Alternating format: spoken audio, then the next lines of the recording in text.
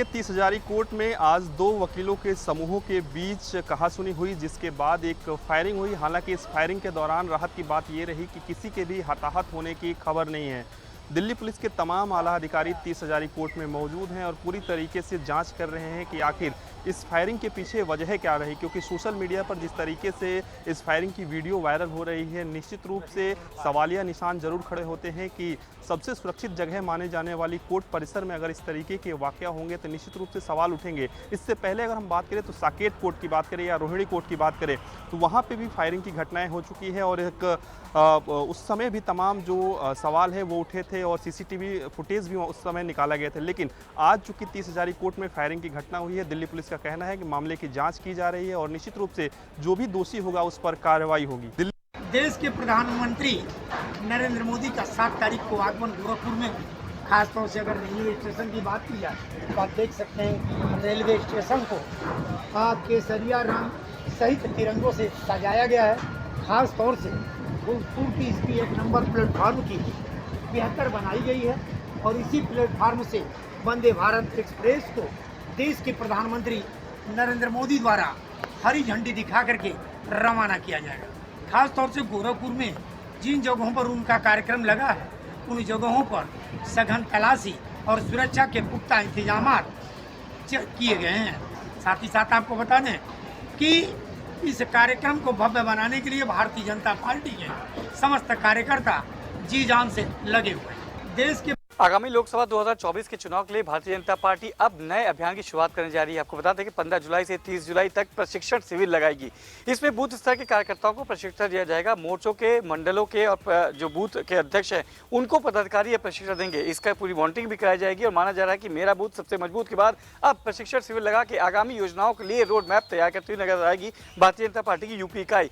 जिससे कि हमने देखा था मेरा बूथ सबसे मजबूत और प्रधानमंत्री नरेंद्र मोदी के 9 साल के संपर्क अभियान के बाद अब माना जा रहा है कि इस प्रशिक्षण अभियान के तहत आगामी लोकसभा चुनाव में किस तरीके से केंद्र और सरकार की योजनाओं को घर घर तक पहुंचाया जाए, किस तरीके से अपने जो कार्य किए गए हैं भारतीय जनता पार्टी के पिछले 9 साल में प्रधानमंत्री मोदी द्वारा, उनको कैसे घर घर तक पहुंचाया जाए, लाभार्थियों को कैसे मिला जाए और कैसे भारतीय जनता पार्टी के प्रचार प्रसार की कमान गाँव-गाँव तक बूथ स्तर से पहुंचाया जाए, इसको लेकर इसमें प्रशिक्षण दिया जाएगा। इसके लिए सभी पदाधिकारियों को एक जिम्मेदारी दी जाएगी और इसकी खुद मॉनिटरिंग दिल्ली के शीर्ष नेतृत्व के द्वारा की जाएगी। आगामी उत्तर प्रदेश की योगी सरकार जहां एक तरफ महिला सुरक्षा को लेकर लगातार बड़े बड़े दावे कर रहे हैं, वहीं पर इस बार बसों को लेकर के भी सतर्क होती नजर आ रही है। यानी साफ है कि पिंक बसें चलाई जाएंगी, उन बसों में महिलाओं को चालक के पद पर तैनात किया जाएगा। यानी साफ है कि इस बार महिलाओं को चालक बनाया जाएगा। इसके साथ ही साथ महिला सुरक्षा को ध्यान में देते हुए पिंक बसों का संचालन किया जाएगा। सभी मार्गों पर इन बसों का संचालन किया जाएगा। इसके साथ ही साथ में उन महिलाओं को 17 महीने ट्रेनिंग दी जाएगी। साथ ही साथ में जो महिला 8वीं पास होंगी और अपनी 34 साल से कम उम्र की आयु होगी, उन महिलाओं को चालक के रूप में भर्ती करेगी सरकार। उत्तर प्रदेश की योगी सरकार संस्कृत महाविद्यालयों में 4 नए कोर्स शुरू करने जा रही है। इन 4 नए कोर्सों में पुरोहित कर्मकांड से लेकर ज्योतिष की पढ़ाई होगी। साथ ही साथ वास्तुशास्त्र और योग विज्ञान भी पढ़ाया जाएगा। हालांकि ये चारों कोर्सेस 1 साल के डिप्लोमा के तहत चलाए जाएंगे, जिसमें आयु की कोई सीमा नहीं होगी। साथ ही साथ 1 वर्ष में आपको डिप्लोमा दे दिया जाएगा। निश्चित तौर पर उत्तर प्रदेश सरकार लगातार कोशिश कर रही है कि संस्कृत को बढ़ावा देने के साथ ही उत्तर प्रदेश देश के जो सांस्कृतिक विरासत है उसको भी आगे बढ़ाए। उत्तर प्रदेश की योगी सरकार राजधानी में लगातार बदमाश राजधानी पुलिस को चुनौती देते हुए नजर आ रहे हैं। नाका थाना क्षेत्र की अगर हम आज सुबह की बात करें तो वहां पर भी लुटेरों ने घर में घुसकर दंपत्ति को अपना शिकार बनाया था। 24 घंटे के अंदर दूसरी वारदात एक बार फिर से राजधानी लखनऊ से निकलकर सामने आई है। गाजीपुर थाना क्षेत्र में एक बुजुर्ग महिला को इस बार लुटेरों ने निशाना बनाया है। 3 लुटेरे अपार्टमेंट में घुसते हैं, लूटपाट करते हैं और महिला के ऊपर जबरदस्त हमला करते हैं। महिला को घायल अवस्था में लोहिया अस्पताल में भर्ती कराया जाता है। इलाज के दौरान महिला की मौत हो जाती है। कहीं ना कहीं अगर हम देखें तो राजधानी लखनऊ में लगातार बदमाश एक के बाद एक कई घटनाओं को अंजाम देकर फरार हो जा रहे हैं। राजधानी पुलिस की अगर हम बात करें तो राजधानी पुलिस तमाम बड़े दावे कर रही है बेहतर पुलिसिंग को लेकर, लोगों को सुरक्षा देने को लेकर, लेकिन वो दावे कहीं ना कहीं कागजी और हवाई साबित होते नजर आ रहे हैं।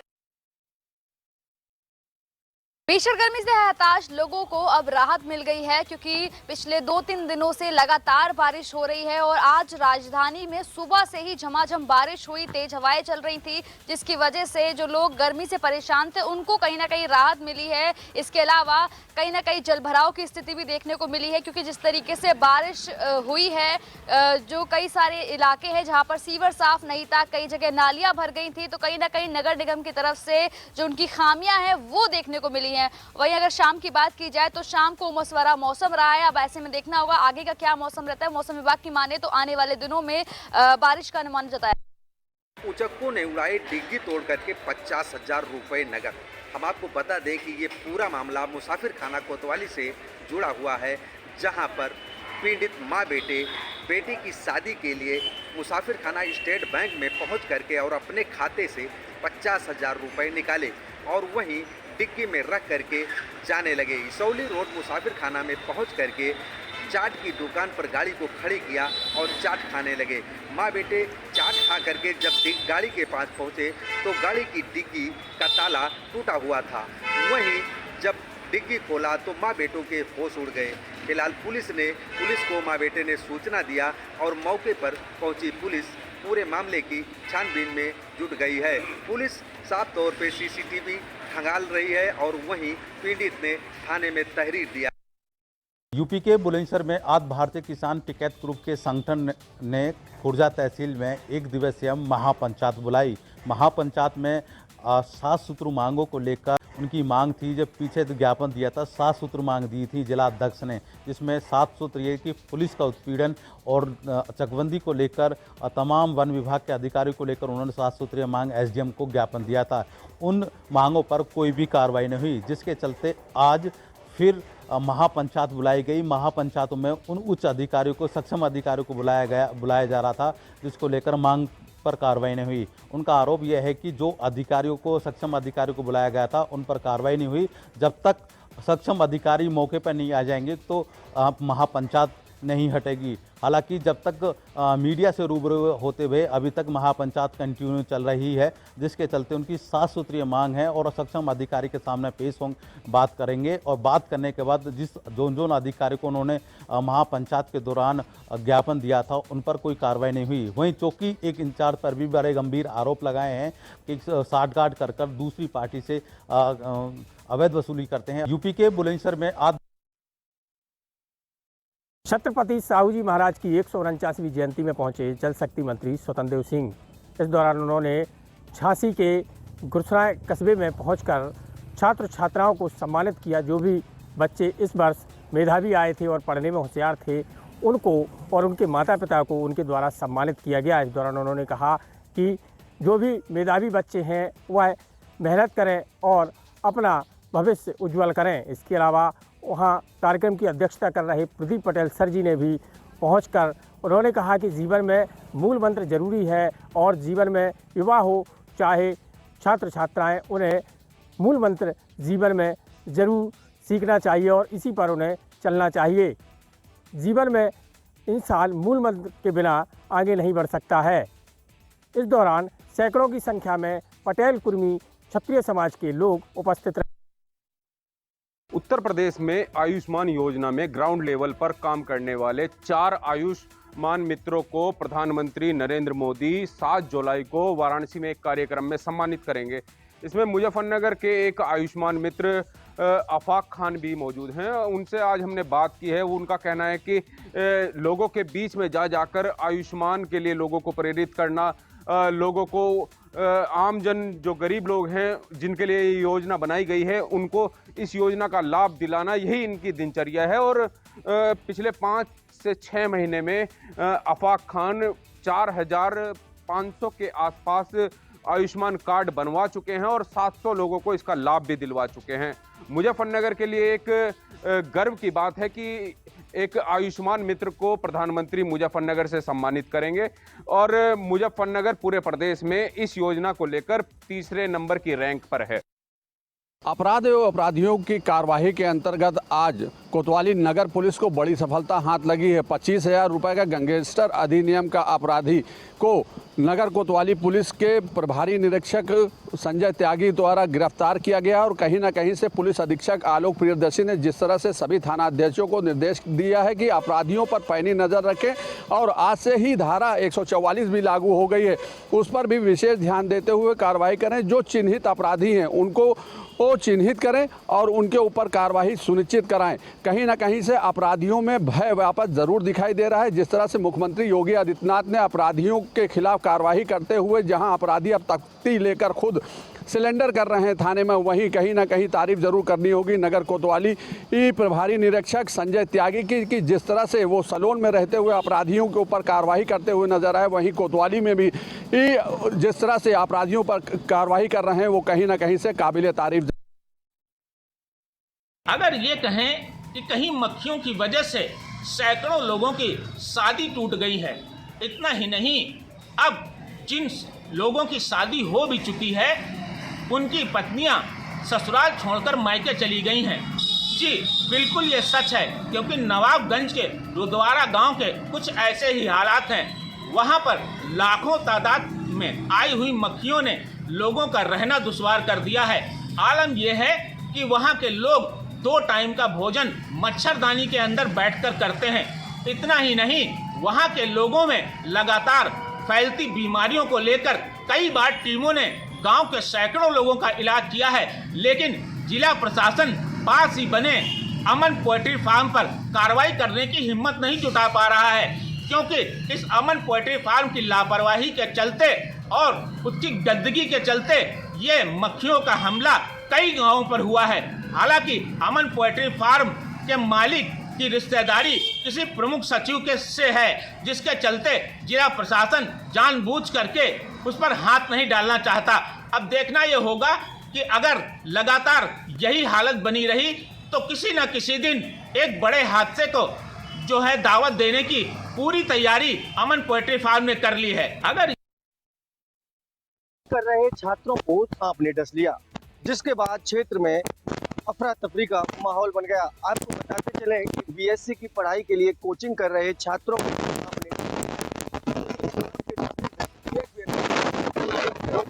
मौत हो गई है, वहीं दूसरे छात्र को आनन फानन में अस्पताल में भर्ती कराया है, जहां उसका इलाज जारी है और उसकी भी हालत गंभीर बनी हुई है।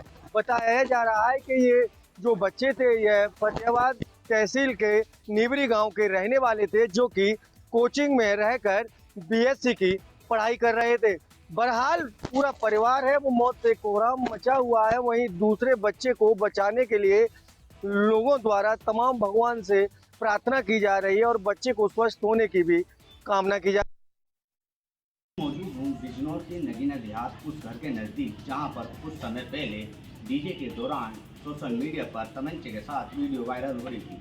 जी हाँ, आपको बताते चलूँ बिजनौर के नगीना देहात में एक वीडियो तो तेजी से सोशल मीडिया पर वायरल हुई, जिसका संज्ञान एसपी बिजनौर नीरज कुमार जादव ने तुरंत लेते हुए मुकदमा दर्ज कर कार्रवाई शुरू कर दी। जी हाँ, आपको बताते चले बिजनौर में जो तमंचे की वीडियो वायरल हुई, तत्काल प्रभाव इस लड़के के पिता परशुराम को गिरफ्तार कर पुलिस ने जेल भेज दिया है। फिलहाल लड़का अभी फरार है। आपको बता दें लगभग बिजनौर में अगर कोई भी सोशल मीडिया पे एक्टिव होता है या किसी प्रकार की कोई कार्रवाई होती है तो तत्काल उस पर एक्शन भी देखने को मिलता है। आगरा के खीरागढ़ तहसील में एक महिला ने उप जिला अधिकारी कार्यालय के सामने आत्मदाह का प्रयास किया। कट्टी लेकर के डीजल की लेकर के आई थी, जिसने उप जिला अधिकारी खीरागढ़ के कार्यालय के सामने उसको अपने ऊपर डाल लिया और आग लगाने का प्रयास किया। इसकी सूचना पर सामने बैठे ग्रामीणों ने और उप जिला अधिकारी के गार्डों ने दौड़कर महिला से माचिस को छीन लिया और आग नहीं लगा पाई। लेकिन ये पूरा मामला विद्या शर्मा का जो पूरा मामला है, नगला इमली के थाना जगनेर क्षेत्र की रहने वाली है, जिसका पूरा मामला ये है कि उसकी जमीन के लिए वो कई महीनों से तहसील के चक्कर लगा रही थी और लेखपाल पे भी 25,000 का रिश्वत का आरोप लगाया। पैसे लेने के बाद भी लेखपाल ने उसका काम और नापन नहीं की, जिसको लेकर के वो कई महीनों से तहसील खीरागढ़ के चक्कर लगा रही थी। जब उसको न्याय नहीं मिला तो आखिरी कदम उसने अपने ऊपर डीजल डालकर आग लगाने का आत्मदाह का प्रयास किया, जिस पर उप जिला अधिकारी और तहसीलदार खीरागढ़ मौके पर आई। उन्होंने उस महिला को समझाया।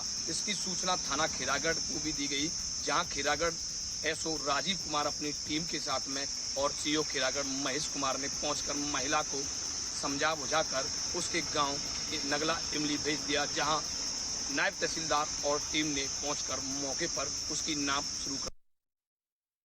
मनियाहू तहसील के जयरामपुर में आज दिल दहलाने वाली वारदात को अंजाम दिया। एक व्यक्ति जो अपनी पत्नी सहित 3 बच्चों को मार डाला, उसके बाद खुद फांसी पर चढ़ा, जिसको देखते हुए 5 शवों को पुलिस ने पोस्टमार्टम के लिए भेज दिया है। हर पहलू पर पुलिस वहाँ पे जांच कर रही है। मौके पर सीओ थानाध्यक्ष, पुलिस अधीक्षक सहित तमाम अधिकारी वहाँ मौजूद हैं कि आखिर में क्या कारण से व्यक्ति ने 3 बच्चों और पत्नी और अपने खुद फांसी पे चढ़ गया। क्या इसके हर पहलू पर पुलिस जांच कर रही है।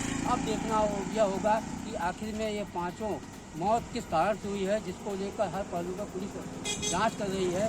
और पूरी तरह से मनियाहू तहसील में तो पूरी तरह से पुलिस की छावनी में तब्दील हो गई है कि आखिर में क्या कारण रहा इन 5 मौत का। कुशीनगर में पागल घोड़े के आतंक से कई लोग परेशान हैं। हालांकि इस घोड़े के काटने की वजह से लगभग आधा दर्जन से ऊपर लोग घायल हो गए हैं, जिनका जिला चिकित्सालय में इलाज चल रहा है। पूरा मामला कुशीनगर जनपद के पटौना नगर पालिका का है, जहां पर गंडक कॉलोनी में एक पागल घोड़े का आतंक मचा हुआ है। यह पागल घोड़ा नगर में अलग अलग कॉलोनियों में घूमकर लगभग अब तक आधा दर्जन से ऊपर लोगों को काट चुका है, जिसके वजह से लोग घायल हैं और जिनका इलाज जिला अस्पताल में चल रहा है। हालांकि अभी कुछ देर पहले 2 लोग इसका शिकार हुए हैं, जो गंडक कॉलोनी के कर्मचारी हैं, जो स्टे करने के लिए गए थे और इन दोनों कर्मचारियों को पागल घोड़े ने दौड़ा के काट लिया है और अब इनका इलाज जिला अस्पताल में चल रहा है। हालांकि नगरवासियों की ये शिकायत है कि जो भी जिम्मेदार हैं उन्हें इसके बारे में बताया गया, लेकिन अब तक जिम्मेदार कोई ठोस कदम नहीं उठाए। बताते हैं नगरवासी कि इसके बारे में वन विभाग की टीम को बताया गया था और पशुपालन विभाग को भी बताया गया था। साथ ही नगर पालिका के जो जिम्मेदार हैं उन्हें भी इस मामले को लेकर अवगत कराया जा चुका है और कई दिन बीत गए हैं, लेकिन कई दिन बीतने के बाद और लगातार यह घोड़ा घटना को अंजाम देते जा। पीलीभीत में भी एक मामला सामने निकल करके आया है, जहां एक और चर्चा में है मामला एसडीएम ज्योति मौर्य का और आलोक मौर्य का। पति पत्नी और वो के चक्कर में जहां इतनी ज्यादा समस्याएं खड़ी हो रही उस परिवार को, लेकिन जनपद पीलीभीत में एक और भी मामला निकल के आया। आपको बता दें, जनपद पीलीभीत की बीशलपुर कोतवाली के गांव में संतोष नामक युवक ने पुलिस अधीक्षक को तहरीर देते हुए कहा कि उसकी पत्नी के किसी पड़ोस के ही गांव के एक व्यक्ति के साथ, जिसका नाम भी उसने मुकेश बताया है, उसके साथ अवैध संबंध है। कई बार परिवार के लोगों ने, रिश्तेदारों ने समझाने की कोशिश की, लेकिन आस्की का भूत इतना सर पे चढ़ के बोल रहा है कि वो किसी से भी डरने को तैयार नहीं, इस बात को बिल्कुल मानने को तैयार नहीं कि ये हमारा पति है। पति पत्नी और वो का चक्कर लगातार सुर्खियों में बना हुआ है। वहीं उसके जो पति है, उसने ये भी आरोप लगाया है कि पत्नी ने 5 जून को उसे जहर देकर मारने की कोशिश भी की। तो वहीं पीड़ित पति ने इस मामले में अधीक्षक को पत्र लिख करके, लिखित शिकायत पत्र दे करके वहां उस पर कार्रवाई की मांग की है। अब देखना यह है कि पति पत्नी और वो का चक्कर कैसे सुलझाएगी पुलिस, ये देखने वाली बात होगी। बाराबंकी में लगातार हो रही बारिश से सरयू नदी उफनाई, कटान में समाने लगी जमीनें, ग्रामीणों में दहशत का माहौल। आपको बताते चले, बाराबंकी की 3 तहसीलें रामनगर, रामसनेही घाट और सिरौली गौसपुर बाढ़ प्रभावित क्षेत्रों में आती है। तकरीबन 150 गाँव में प्रत्येक वर्ष बाढ़ का खतरा बना रहता है और इन दिनों हो रही लगातार बारिश के चलते सरयू नदी फिर से उफान पर है। सरयू नदी का जलस्तर 2 सेंटीमीटर प्रति घंटे की रफ्तार से बढ़ रहा है, जिससे घाघरा नदी उफान पर होने की वजह से सैकड़ों किसानों की ज़मीनें घाघरा नदी में समाने लगी है। वहीं स्थानीय लोगों में काफ़ी भय का माहौल है। हालांकि जिला प्रशासन का दावा है कि बाढ़ से निपटने को लेकर प्रशासन की तैयारियां पूरी हैं, लेकिन स्थानीय लोगों की माने तो उनका कहना है कि प्रशासन के कोई भी अधिकारी अभी तक बाढ़ प्रभावित क्षेत्रों में नहीं। उत्तर प्रदेश के जनपद हापुड़ के कोतवाली गढ़मुक्तेश्वर में डॉक्टर लाल लैब के कलेक्शन सेंटर में हुए फर्जीवाड़े मामले में सीएमओ की बड़ी कार्रवाई हुई है। सीएमओ ने 2 एसीएमओ की टीम गठित की है जिसमें एक हफ्ते में रिपोर्ट देनी है। आपको बता दें, गढ़मुक्तेश्वर कोतवाली क्षेत्र के रहने वाले अधिवक्ता अवनीश चौधरी ने बताया कि उन्होंने कोतवाली गढ़मुक्तेश्वर की लाल लैब से अपनी एक रिपोर्ट की थी, जिसमें रिपोर्ट में करेक्शन सेंटर द्वारा गलत रिपोर्ट दे दी गई, जिसको लेकर पीड़ित ने एक शिकायत सीएमओ से की थी। हालांकि पीड़ित ने जो है लाल लैब के कलेक्शन सेंटर को व मेन लाल लैब की जो मेन लैब है मेरठ को 20 लाख रुपए की मानहानि का भी नोटिस भेजा है। देखते हैं इसमें प्रशासन जल्द से जल्द क्या कार्रवाई करता है। कल दोपहर में नवागत बीएसए जितेंद्र गौड़ ने आगरा में अपना चार्ज संभाला। चार्ज लेने के बाद समस्त कर्मचारियों ने उनका बुके और फूलों से सम्मान किया। इसके बाद उन्होंने परिसर में भ्रमण किया, जहां पर गंदगी दिखी वहां साफ सफाई करने के निर्देश दिए। इसके अलावा परिसर में जहां गुटखे की पीक दिखाई दिए, उन्होंने साफ निर्देश दिया कि कोई भी परिसर में गुटखा की पीक करते हुए पाया जाता है तो 500 रुपये का जुर्माना उस पर वसूला जाएगा। इसके अलावा शिक्षण के कार्य में कोई भी लापरवाही पाने पर उन्होंने कठोर कार्रवाई करने की बात कही है। उन्होंने साफ निर्देश दिया है कि जुलाई सत्र शुरू होने के बाद कोई भी लापरवाही पाए जाने पर शिक्षकों के खिलाफ बड़ी कार्रवाई की जाएगी। कोई भी अनियमितता पाए जाने पर शिक्षक समझ लें कि नवागत से अब एक्टिव मोड में है, तो निश्चित तौर से उन्होंने साफ निर्देश कर दिया है कि चाहे कोई शिक्षण संस्थान का कार्य हो या अन्य कर्मचारियों के लेकर कोई भी समस्या आती है तो कठोर कार्रवाई करने की बात कही है। अब देखने वाली बात यह है कि नवागत से अपने कार्रवाई को किस तरह आगे बढ़ाएंगे, लापरवाही पाए जाने पर शिक्षकों के खिलाफ किस प्रकार कार्रवाई होगी, ये देखने वाली बात होगी।